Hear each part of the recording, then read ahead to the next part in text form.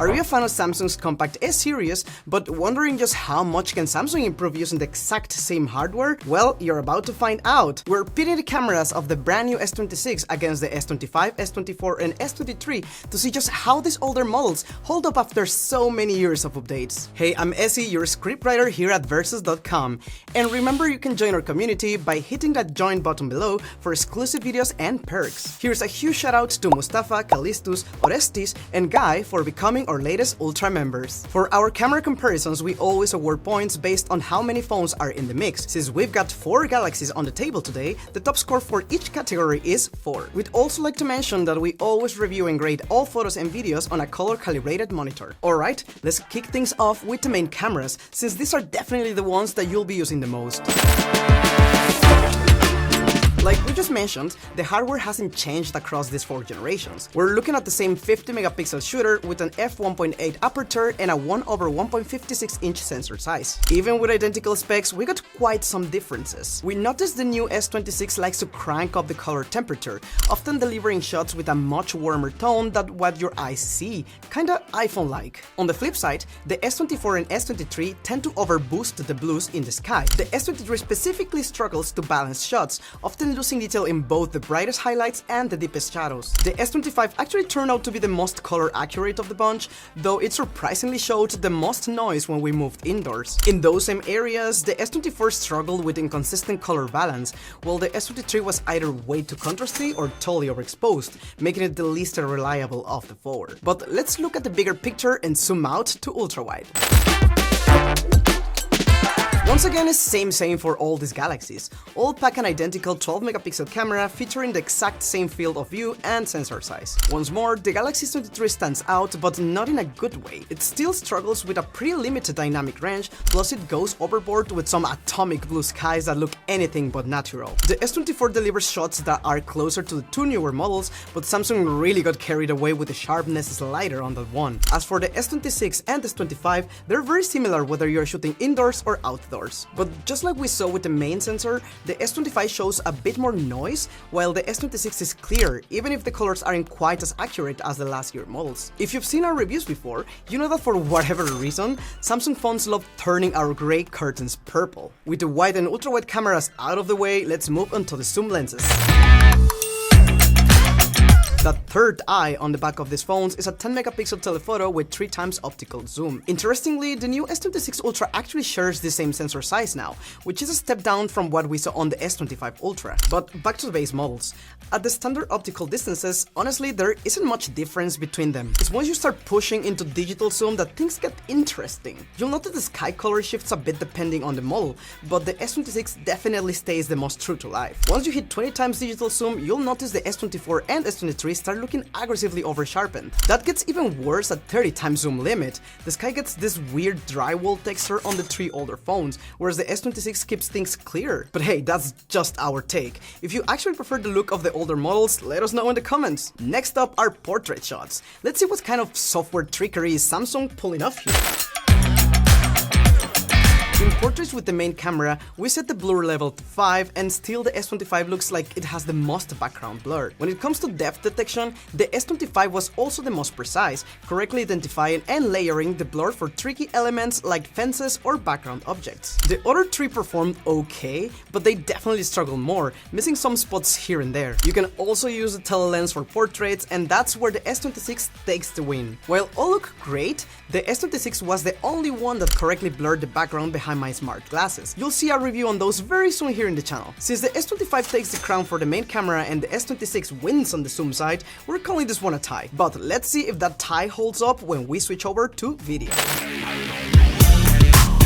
These might be compact phones, but you can still shoot at a massive 8K resolution at 30 frames per second, because we all have 8K TVs in our living rooms, right? Anyway, we always stick to 4K at 30 FPS for our comparisons. Right out of the gate, you'll notice the S26 makes me look like a Simpson with those yellow skin tones, plus it also has some weird stabilization jitters when panning. The other 3 look way more natural, though the S23 also has some camera shake, but not as aggressive as the S26. The dynamic range is fine in all outdoors, but the newest Galaxy really prioritizes shadow detail. Check this video. When the camera pans, everything out the window gets completely blown out, while you can still see the world outside on the other tree. For portrait video, you can film at up to 4K at 30 FPS. The edge detection and depth mapping are definitely snappier and more precise on the S26 and S25, but the blur level on the S26 is so low it almost looks like standard video, and we double checked, they were all set to level 5. Finally, full ultra-wide video, you're capped at 4K 60 FPS, which is plenty for most people. The S26 and S25 pull way more detail out of the shadows here, while the S24 and S23 go for high contrast vibe. This time though, the S25 is the shaky one, and along with the S23, the ground textures look pretty mushy. That's less of an issue indoors, where the S25 takes the win for us, but again, if you're more into a high contrast look, the older two might actually more your speed. We did cover stabilization slightly, but let's go a little bit deeper. Just taking a casual walk around, all 4 of these do a pretty good job, so blogging shouldn't be an issue on any of them. Having said that, those jitters we saw before can pop up when you least expect it. Once we toggle super steady on and start running like Forrest Gump, they all stay impressively stable. No hunting for focus or anything like that. Just keep in mind that when you use this mode, the overall video quality does take a slight hit. The S26 added a third stabilization option called Horizon Lock. This mode essentially keeps the horizon perfectly level no matter how much you rotate the phone, perfect for roller coaster rides. So with this covered, let's flip these phones around and see how they handle selfies and video.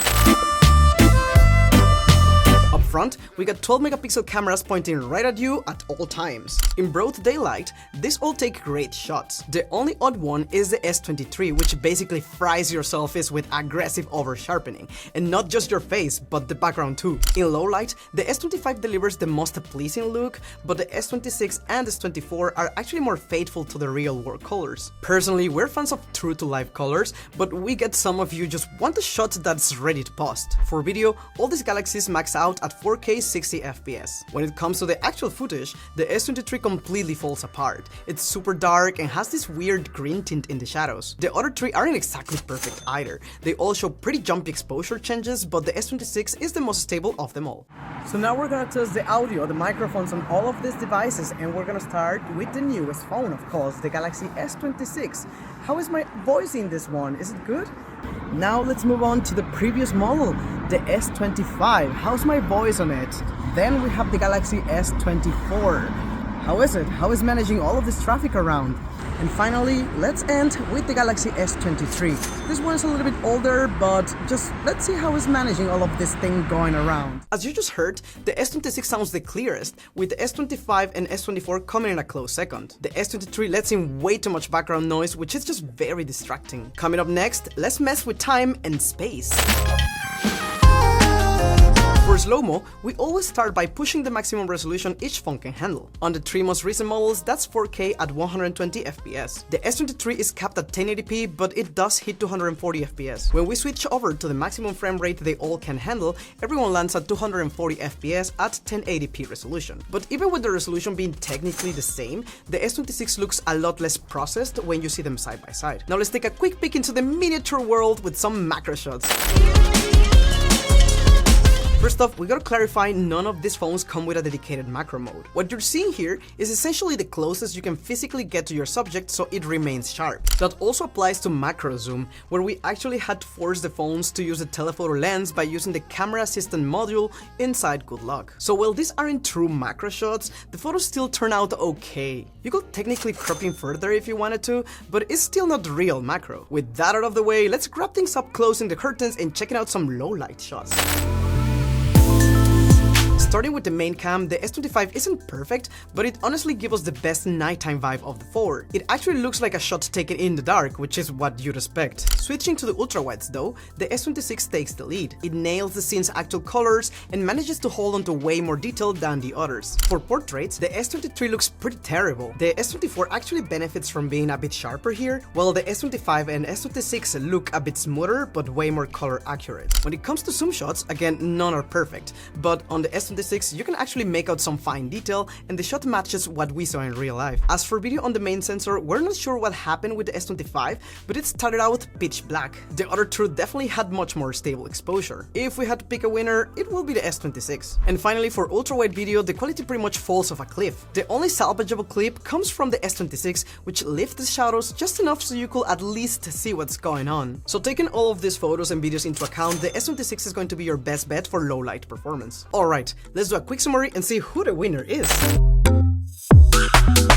Our system weights categories by importance, so the final scores aren't just a simple tally. The main sensors, ultra-wide and video, carry the most weight, while zoom, slow-mo, and macro are a little bit further down the list. So looking at the categories, for main camera shots, the S26, S25, and S24 actually ended up in a tie. For ultra-wide, the S26 and S25 scored the same. Zoom was a clear win for the S26, whereas for portraits, it's tied with the S25. Moving to video, the S25 took the lead, while they were all identical for stabilization. Now, the front camera, audio, and the slow motion were all conquered by the S26. Macro was another four-way tie, but when it came to low light shots, the S26 left the rest in the dust. So, tolling everything up, in last place we have the Galaxy S23. You can really tell the post-processing here is from a different era, leaning way too hard into high saturation and exposure. In third place we have the Galaxy S24. This was a turning point where Samsung started pivoting toward more natural shots, though it still holds onto that high contrast look. Which means,